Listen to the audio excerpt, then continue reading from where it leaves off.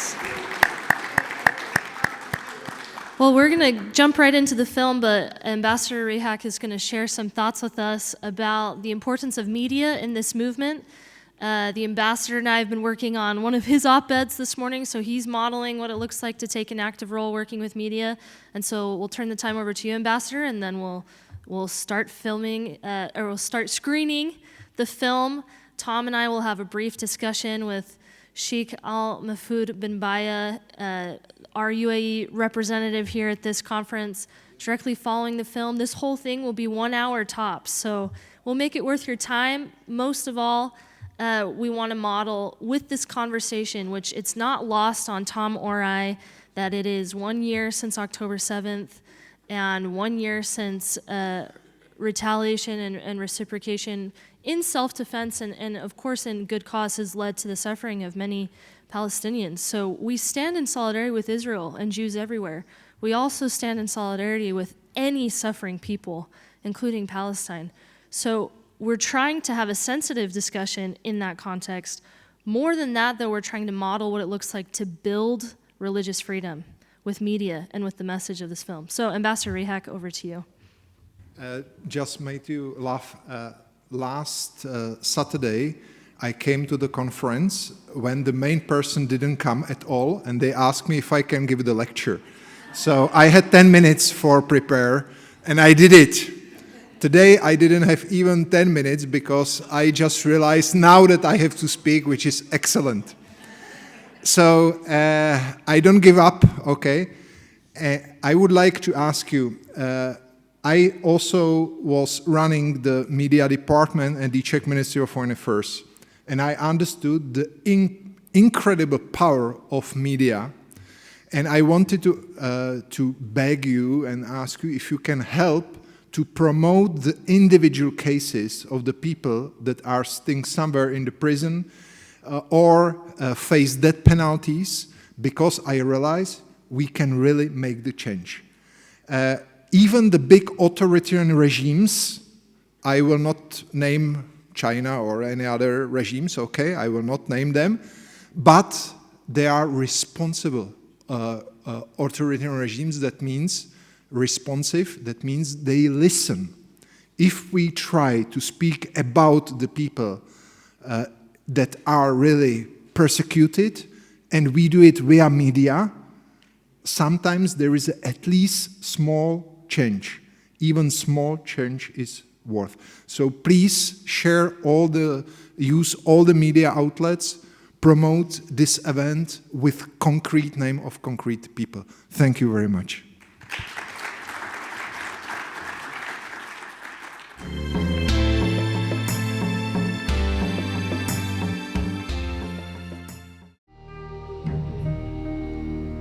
Thank you so much for everyone who was part of this. Let's give another huge round of applause to producer and editor Tom Gallagher in an amazing film.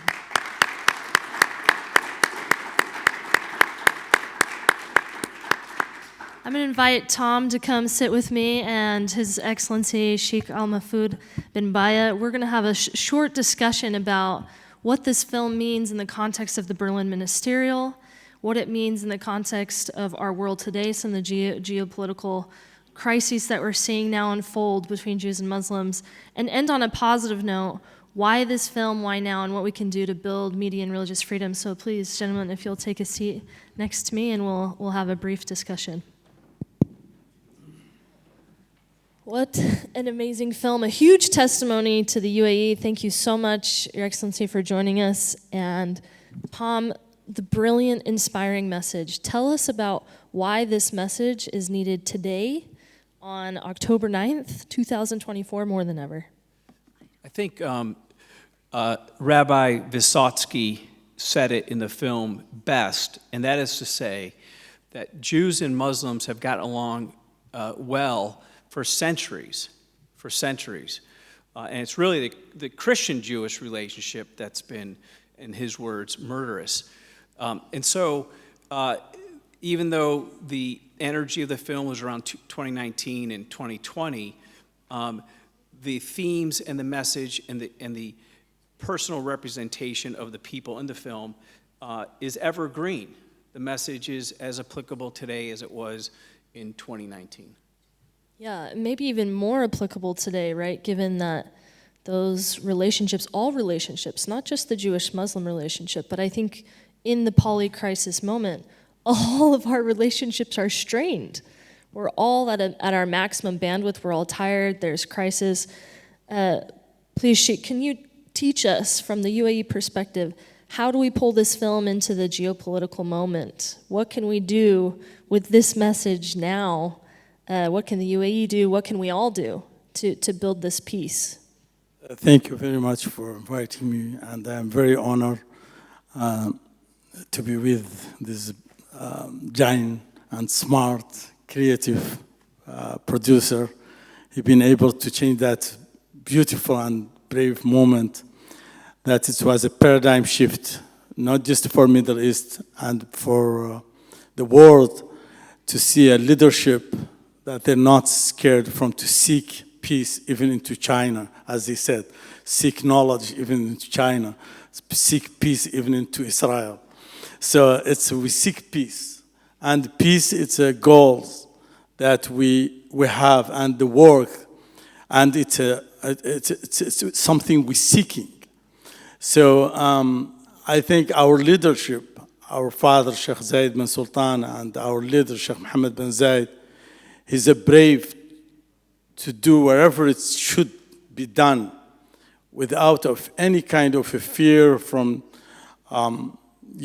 whatever people are going to say or whatever is going to happen. And I think the film cannot cover all what's happening from this beautiful moment, what's around them from difficulties. So, but we follow our leadership, we follow our fathers, and we're going forward, and we'll be the example even in the dark times. This is a very good reminder for us for hope of better future for other countries. And I think there is, in the region and in the whole Muslim world, there is a cancer called extremism, and that cancer need to be taken care of. We're trying our best to advance religion education. We work in certain levels, think tanks, and we achieved many steps. So, and thank you so much for highlighting this moment.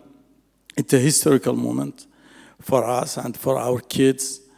And the beautiful about it does not make us lose our tranquility, but it's confirming that the love of your neighbors and the freedom of religion for others is confirm your humanity, does not shake your tranquility. So, and that the message that everybody should, the freedom of someone else to practice what he believes, it's your freedom, yourself. So if you don't see that, so it will be, and we learn this from the Western society. When we came to Paris and we go to the big mosque in Paris, that was built in the 60s. And I said Paris because a secularist society, when it's like religion has nothing to play as a role. So we go there and we pray. We believe that everybody believes in anything, he should have a safe place to be in it and to be protected by law and by neighbors. And our leadership, our leaders in UAE, they have no doubt what they're doing, it's for their own religion. Because you cannot be hypocrite when you're donating for a mosque in Berlin or in Paris, and you're not building a synagogue or church in your own country. So what kind, we're in the 21st century. And any one of us has that extended family, they might not believe in what he believes in.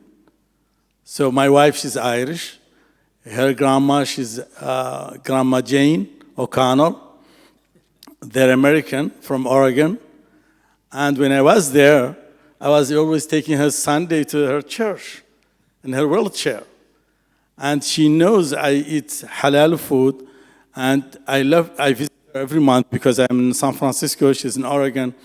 And I came back to her, I find her, she has her other frigidaire. It's called halal frigidaire. She put milk, she put halal meat. That's 85 years old woman respecting her son-in-law religion and providing for me the food that I want to eat in her house.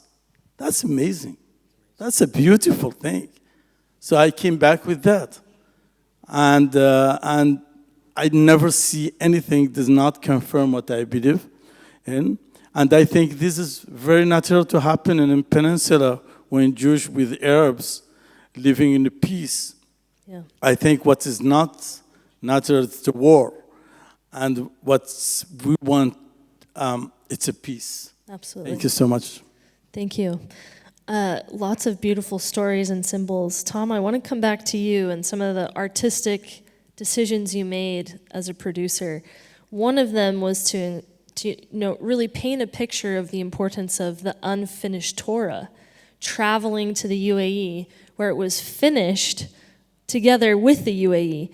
Talk about some of the decisions you made there from an artistic perspective, but then tell us about the symbolism. Obviously, the symbolism is didactic, but elaborate on that symbolism and why it's important that we are finishing kind of the unwritten part of this story. Rabbi Sarna described what a Torah is to the Jewish community in such intimate detail that it's like a child, it's like a baby, and that they're going to prepare it and then give it away. And so I think that sets the stage for the journey that the Torah itself went on, starting in Israel, coming back to Brooklyn, then going back to Abu Dhabi. The original Jewish community in about 2014, 2015, they snuck a Torah scroll into Dubai by rolling it up and putting it in a golf bag. Because at that time, they didn't know if it would be in violations of customs and country rule. And so the journey of this particular Torah was something we wanted to follow. And I think one of the most striking moments is when the Minister of Tolerance has his hand on Rabbi Eli Abadi's hand as Eli Abadi, who's a sofer, is writing the last letters in. And so literally, the Minister of Tolerance was part of writing the last letter in. And a Torah doesn't essentially become a complete spiritual book until the last letter is written. So in a sense, using Rabbi Sarna's sensibility or metaphor about a child, at that moment on that table is when the Torah became alive and became a sacred document. And I thought that was an incredible moment in time to have the Minister of Tolerance have his hand on Eli Abadi's arm as he's writing the last letter into the Torah. So that was, in my mind, the highlight of the film. Absolutely. A pinnacle moment for both countries, Israel and the UAE, a pinnacle moment for the faiths, but just sacred to think in terms of human dignity, right? Which we all talk about, we all profess that we're protecting. This idea that human dignity can never be completed by a single person or in a vacuum. Human dignity is actually not protected in my own self-interest, but only when my self-interest is serving the broader humanity. When we're putting others first, that's what completes humankind. That's how we complete each other. And how, certainly in the human rights movement and in the international religious freedom sector, I hope we'll start thinking about what to do next. So that's where I want to end this conversation. What do we do now What can we do as artists and producers? Talk a little bit, Tom, about the media. What can we do as religious leaders? What can we do as government policy? I'll share a couple reflections I've had and then turn it to you, Tom. I was thinking about all the countries that are represented in this room. Uzbekistan, Kazakhstan, Georgia, Russia, I mean, a whole series of Eurasian countries, European countries, the United States, the United Kingdom. What if we each took this back to our countries and back to our governments and encouraged them to give the gift of human dignity in a similar way? It's not hard to commission a Torah scroll. It's not hard to give the Muslim world a gift. It's not hard for Muslims to gift Christians or Christians to gift Jews. And if we used the gift of human dignity as the main driver of our intentions, right? It wasn't self-promotion. Eli Epstein, John Sexton, they were not doing this to make a headline. They were doing this because they wanted to give the gift of human dignity to the world and from their respective faiths. I think each of us could think about gift giving in the context of human dignity as an underutilized tool in the earth space. And certainly award giving is kind of an extension of that, giving awards, giving acknowledgement. But I think there's something special about a gift, right? And that was the first letter of the Torah and the last. Gifts come from the heart. Gifts are a symbol of the heart. So I just want to encourage each of you, when you walk out of this room, when you think back on this film and this conversation, to think about what gifts you can be giving to unite people of different faiths, of different backgrounds. How can we use gift giving in our advocacy strategy and our strategy to build the international religious freedom movement? Tom, to you, and then Sheikh, final thoughts about other takeaways, what we do, how do we take the message of this film across the threshold of that doorframe and into our lives? So this film cost over $1 million.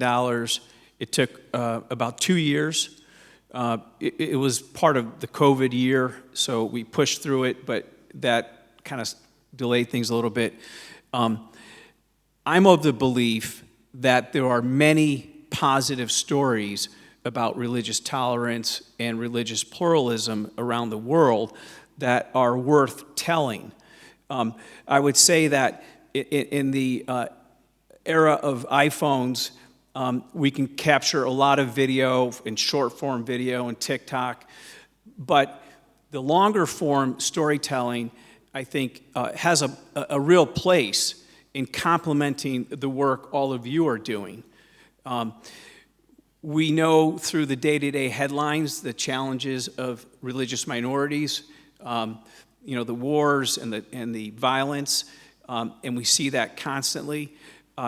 I took a little solace in putting this film together over this long stretch of 2 years because I think the world needs to see examples of religious pluralism and people of different traditions not only living next door neighbors, but thriving as neighbors. And so I hope you see in this film the sense that there is hope in the world for religious pluralism and living in thriving communities with neighbors who are diverse.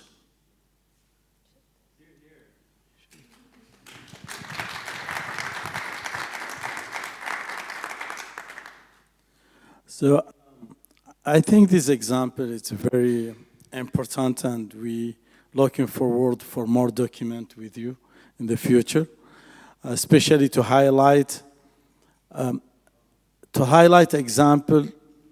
It's needed to be promoted in a certain way and certain level of society, because we call it the power of the picture.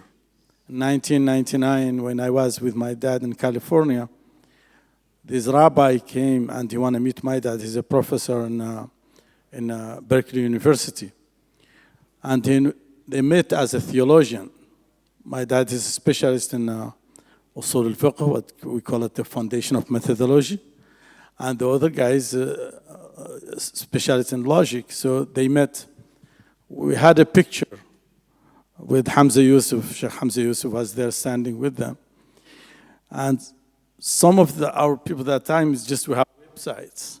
They said, don't put this picture on website. It will cause a lot of problems because it's with rabbi. And we're going back to Middle East. So, and in the end, my dad, he said, put it there. We said, oh, people, they will shocked. He said, let them to be shocked. That's the power of the picture. So we did. We get 70% or 80% of very bad comments and attacked and the threat. We've been ending after that, consider as the people that working for the West, because just what we're trying to practice, what we believe in it from freedom, and trying to highlight this has nothing to do with our religion that has been hijacked by those extremists that they use it and abuse it everywhere. Then after that, it's come to the stage when my daddy became in the list of ISIS as a target. And we have to have special forces around our house. And we have to have surveillance cameras until now. So, but I asked my dad, you never get scared? I said, why I have to be scared? I said, because they threat us.